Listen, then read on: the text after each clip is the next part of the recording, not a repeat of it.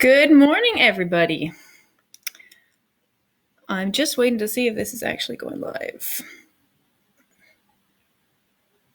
Good morning, everybody. I hope you are there and able to hear me and see me all right. And I hope everybody had a happy Easter weekend. The sun is beautiful today, and hopefully you'll be able to get outside and enjoy it at some point. So I'm really glad to be here today. I guess I'll introduce myself first. I am Emma Theriault, co-founder of Desdas Concrete Countertops, based in Dieppe. I run the business with my husband, Yannick. And we have been through two sessions of the Oasis program over the last year since we started up. And so I'm really glad to be here to be able to share a little bit about what we're going through and hopefully have a few ideas or thoughts that might help you out there as you're trying to navigate this strange time with your business. So just to start off with what we do at DAS, DAS Concrete Countertops so we're a manufacturer of precast polished concrete slabs, essentially, mainly for use as countertops, but also other applications such as hearths, shelving, stair treads, tabletops, workbenches, pretty much anything, any kind of surface that you can think of. There is an application for concrete. And our goal really is to bring to market locally made, sustainable alternative to some of the mainstream products that are out there, and to make that product accessible. So we came at the business when we were looking for something that fit that bucket when building our own house, and concrete was sort of the solution that we came up with, and we couldn't find a supplier in the region, so we decided to dive in. And so I guess if you have questions about the business, happy to talk about them later, but I'll just talk about where we have come from, where we were at when the coronavirus restrictions came into place, and then how we've been dealing with that since then. So we started up, formally incorporated our business in June 2018, when we were in the middle of going through UNB's Summer Institute Accelerator program based out of Fredericton. But we really started production last January, so January 2019. So as of this March, we were pretty much just over a year into production, and just really picking up momentum for our business. We were gearing up for the Greater Moncton Home Show, so that would have been our second year at the home show, and that was going to be an important milestone for us. Last year, we were a brand new company, brand new product to the region. People had lots of questions, but there's always that sort of hesitation around something new. So we were looking forward to the opportunity to come back, show people we're still in business. This is what we've done, be able to show photos of our projects and share testimonials, and build a lot of awareness and sort of confidence in people who might have been interested but cautious last year. And so many of you know that home show was cancelled. All of the home shows across the region were cancelled at the last minute. So that was a big marketing opportunity lost for us. We were also planning to give a presentation to the Greater Moncton Home Builders Association, of which we're members, on April 1st. That was cancelled. That for us was an opportunity to get before a lot of the home builders heading into the new season, tell them about our products, tell them about a new line of prefab products that we were getting ready to launch. So again, that was canceled, so we lost that audience. There's still opportunity to reach out one-on-one, but that's a lot more time consuming, and it's a different ballgame. I'm just looking at my notes here so I can catch my thoughts. So, and then we were seeing a lot of momentum coming in. Like we've been working over this past year to really make connections with designers, architects, the people who drive the industry. And so we had just got a couple of inquiries coming in from designers, a couple of jobs that they were interested in us pursuing. So that was really positive for us. We sort of built some relationships with some kitchen and bath retailers. We were just getting ready to put a couple of display slabs in there. Of course, those showrooms are now shut down. So a lot of momentum that we were seeing building, really excited for this year. And a lot of those doors have been closed to us. I don't want to say the opportunity has gone entirely, but the sort of the easy path towards pursuing those opportunities has been temporarily cut off for us. So that's a challenging time for us to sort of figure out, okay, so we're a new business. We really need that momentum. We put a lot of investment into setting up our manufacturing facility last year, over the fall of 2018 leading into January 2019. And now suddenly sort of we're really limited in the opportunities we have to go and sort of and make revenue to pay that back, essentially, to make it worthwhile.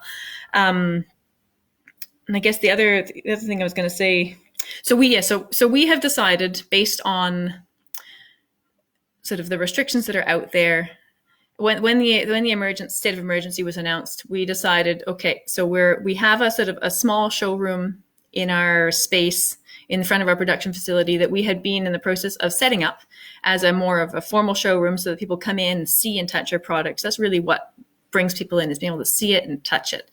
But we said, okay, we don't have the capacity to, or we don't have a huge amount of foot traffic. It's normally one at a time, but we don't have the capacity to really sanitize that space and keep it clean and monitor who's coming in and out. There's just two of us in the office. So we said, okay, so our closed room is closed to the public. And we also decided that we are not going to do any jobs that require us to go into customers' homes.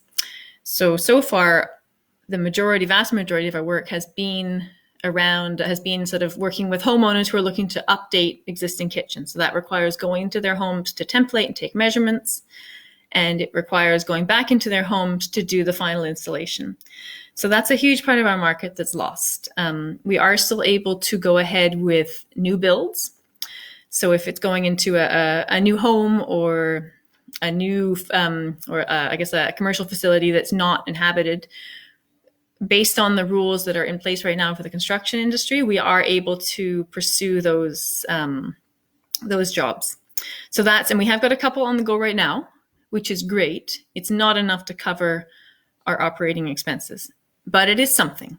And for us, sort of the revenue is important, but also just the opportunity to continue working and continue. Both of those jobs that we're working right now are through designers. So that's just in terms of the relationship building and the confidence building that we're able to pursue there. That's important for us. But like I say, it's not enough to really sustain our operations. So we had one employee on the payroll. We have let him go temporarily. So he's off for now. And yeah, so the hiring, we were just about to launch a new hiring process. Our employee was heading off to college. Of course, his college program has been put on the rocks. So there's a lot of uncertainty right now around that, sort of whether we will have to go through with a new hiring process at the end and sort of be in the middle of training someone new when we're trying to ramp up again, or whether our employee will stay on and we'll be able to keep him on. So there's just a lot of uncertainty, a lot of what feels like lost opportunity and lost momentum. We're also in a very relationship-driven industry, and we're still building those relationships. And a lot of those relationships in the construction world get built face-to-face. So right now we can't go knocking on doors. You know, one of the best bits of advice we got from the designers in terms of how do we build relationships with designers and sort of get them to start thinking about using our product was to show up at their office in person, to say hi every month or so, just to stay present in their consciousness as they're thinking about what kind of materials they want to use in the projects they're working on. So we can't do that anymore. We were just planning a sort of a road show around the province to go and touch base with a bunch of designers that we hadn't seen in a while. And you know, again, we're a startup. So I'm just thinking through all the sort of the obstacles that we are facing right now. And then I'll get to the positive. And there is a positive, I think. You know, we're a startup. So some of the financing programs that have been put in place don't work for us. The 75% wage subsidy doesn't apply to us because last March we were just starting up. So our revenue was pretty much zero. So even though our revenue has been limited this March, it's still more than last year. So there's sort of buckets we don't fit into. There are some programs that we are able to go out and get. We're very hesitant, take advantage of, I guess. We are hesitant to load ourselves down with more debt right now, which is what a lot of the programs out there are on offer, because we are just starting to pay back our original startup loans, which were quite substantial given that we were setting up a manufacturing operation. You know, deferral of payments is nice for now, but if it means that we're going to have to double up on payments in a few months' time, that's not really a help for us, because we don't have a regular sort of repetitive customers that will come back and spend every month or every week or what have you. It's most of our customers are, except for when you look at designers, are one-offs. So in terms of how, there's a lot of uncertainty about what kind of momentum we're going to have when this comes out. Are people going to want to spend? Are they going to be in a position to spend? What cycle, what part of the construction cycle, the construction season are we going to be in when things are able to ramp up again? So deferring payments that we're then going to have to double back up on isn't helpful to us. So we've, like, for our rent, we've been able to, we asked our landlord if we could pay our April rent at the end of April and May at the end of May, just to give us, so we're not deferring really, but we're just giving ourselves a few extra weeks to figure out our financing before we drain our cash flow. And now, of course, with schools and daycares closed, I am now at home with 3 kids who are being amazingly quiet. I think I read them the riot act before coming on here. We'll see if that lasts for the full 20 minutes. But so I'm now at home looking after 3 kids, ages 11, 9, and 6, almost 7. And soon moving my mother, who's in a retirement home, back home with us because she's having a really hard time being isolated in her apartment. So my capacity to work on the business is now being cut down to 2 or 3 hours a day, realistically. Yannick is still in the shop. We're still maintaining a minimal manufacturing capacity. Of course, he's no longer got an assistant in the shop with him to help him move heavy things. So we're trying to figure out how we deal with that. With the jobs that we're working on now, he's able to go to the templating on his own, but he can't pour on his own. He can't move slabs around on his own. He can't install on his own. So whether that means we bring our employee back for a couple of days, whether that means I go in and help, and we set the kids up with their Nintendo DSs in a corner somewhere, whether we ask other trades who are still operational to pitch in and help with the heavy lifting. There's options there, but it's thinking through the implications of all of that for our employees, for me, for Yannick, and what other people are willing to do. And it feels like right now that most people are willing to roll up their sleeves and help each other get things done. But those are all considerations that we're wrestling with right now. And I guess I'm just looking at my notes again here. So sort of as a startup, there's some, I talked about some of the challenges being a startup. We don't fit in a lot of the buckets for funding. We don't want to take on extra debt. But at the same time, we're already running very lean. So in terms of our operational costs, they're pretty much at a minimum anyway. So we don't have a lot of changes that we need to make there. It was hard making the decision to sort of send our employee home because I know, so because of his situation, he's on EI, not the CERB. So that's a lower than normal salary. And that's harder to, it's hard to sort of live on long term. We get that. We're used to seeing, right now we're used to seeing red ink. We're used to being in the red. We're used to fluctuating revenues. So this is really, it's not a huge change from having a really steady revenue stream to suddenly having nothing. We're still in the phase of figuring things out. So we have some flexibility in terms of just carrying on figuring things out in the same way that we have done. Just looking through here. So there's lots of talk. Like what I found as we're thinking through this and sort of wrestling with what's going on every day, you hear on the news reports all this talk about, lots of small businesses are going to end up closing down permanently. And there's always that little voice in the back of my head that says, what makes you think that you're not going to be part of that bucket? What makes you immune to this? And there's nothing, honestly. It's possible that we won't make it through. But we know why we came into this business. We know that people believe in us and our ability to do something meaningful with our business in this region. And those voices of encouragement are the people who have encouraged us along the way and who continue to believe in us, who have invested time in us. Those voices for us right now are a lot stronger than the sort of the doom and gloom voices that say, businesses may not make it out of this. So we are really focused on opportunity right now.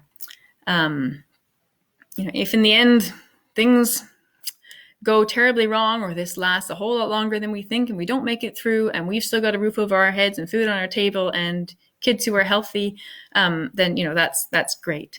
But right now we are focused on what can we do to keep going? What can we do right now? What opportunities exist right now?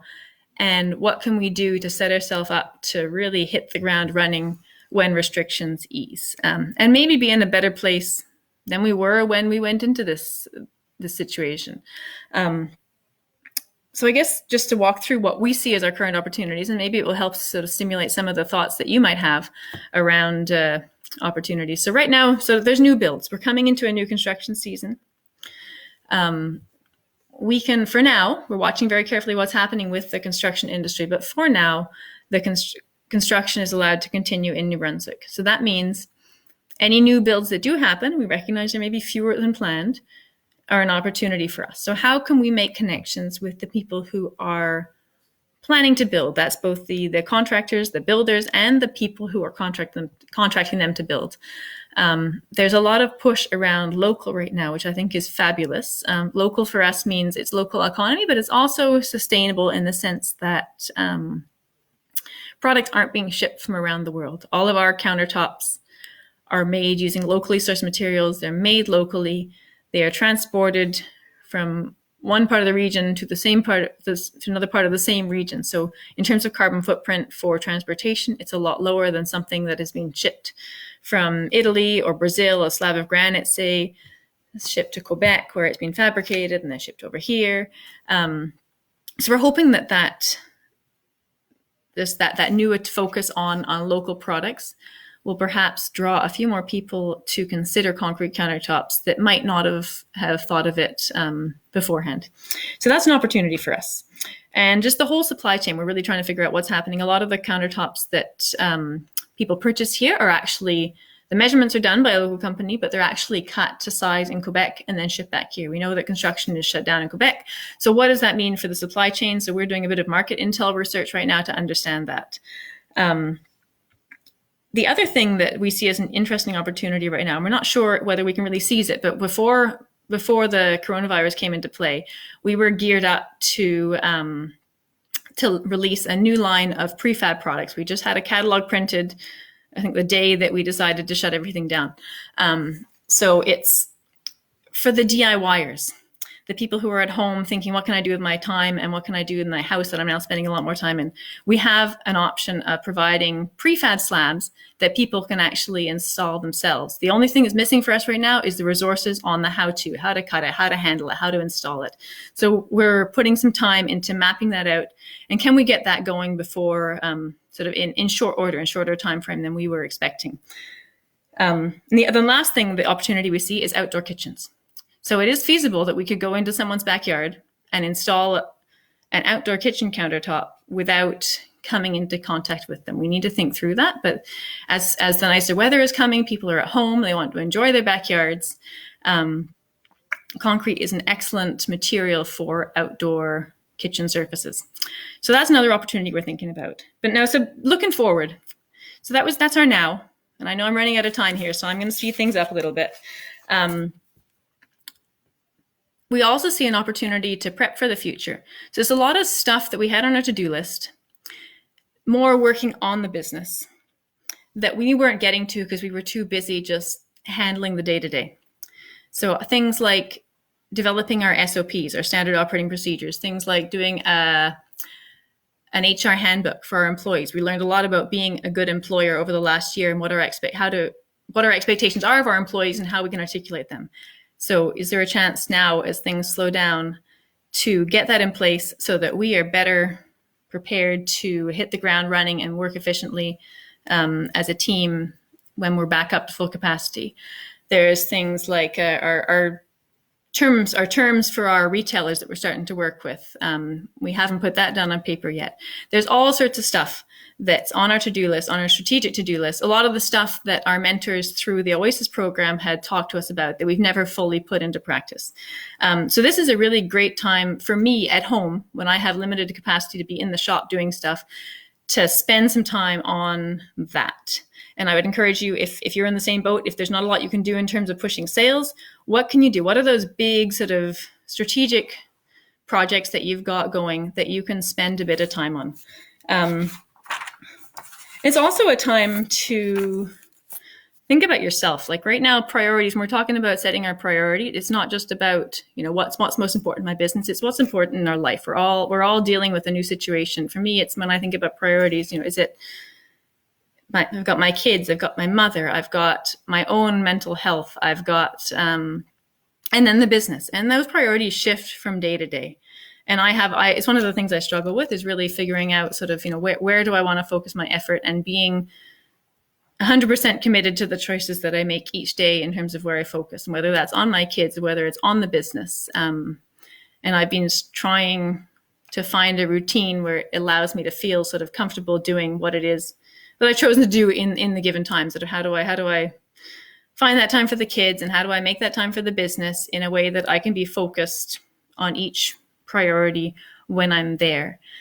So for me, that's like time management is always a struggle for me. I'm always trying to do more in a day than I can possibly do. And now I really have a limited time to play with. And so I'm learning, trying to sort of work on those techniques, like writing down your top 3 priorities for the day and doing that before you do anything else, and being okay with getting that done and nothing else.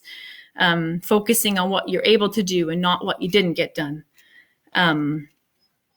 There's a lot of just sort of mental mind games, I guess, and sort of what don't you like about the way that you were working before, and how can you use this time to change that and be a better person, be more content with who you are coming out the other end. I think this is for a lot of us who are able to slow down. It is an opportunity to make some changes so that our new normal is a better normal.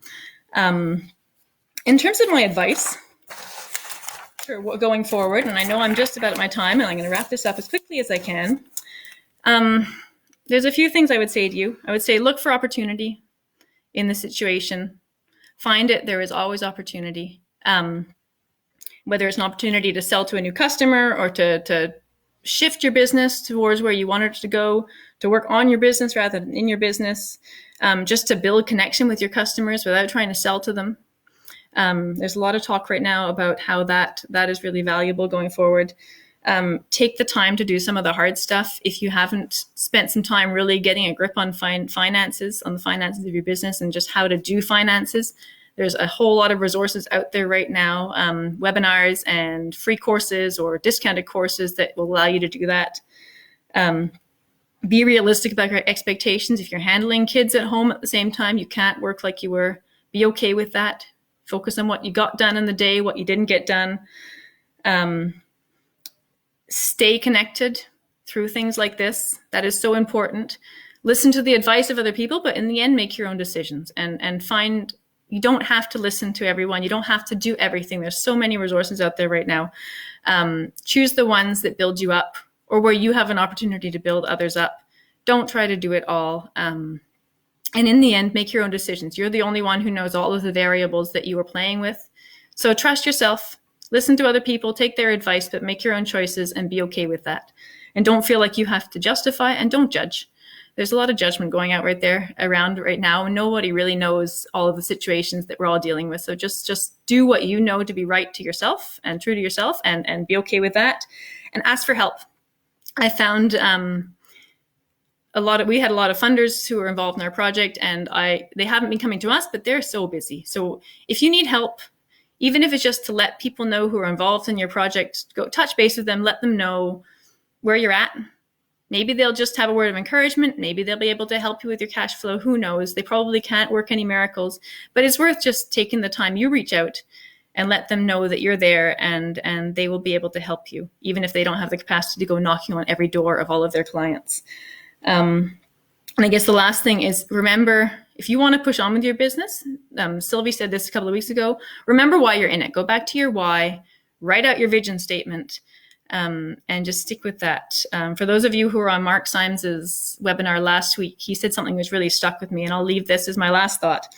He said, if you're in love with the solution that you offer, you're in trouble. If you're in love with the problem that you solve, and you're willing to be flexible in the solution, then you're in a good place. So remember what you're trying to solve and what you're trying to do, and go from there. So I hope that was helpful for you. I had an awful lot more to say, but no time. So if you have questions, I'm very happy to follow up with them in the comments. And I hope that everybody has a great day and a great week, and best of luck with your businesses. Thank you very much. Talk to you soon. Bye.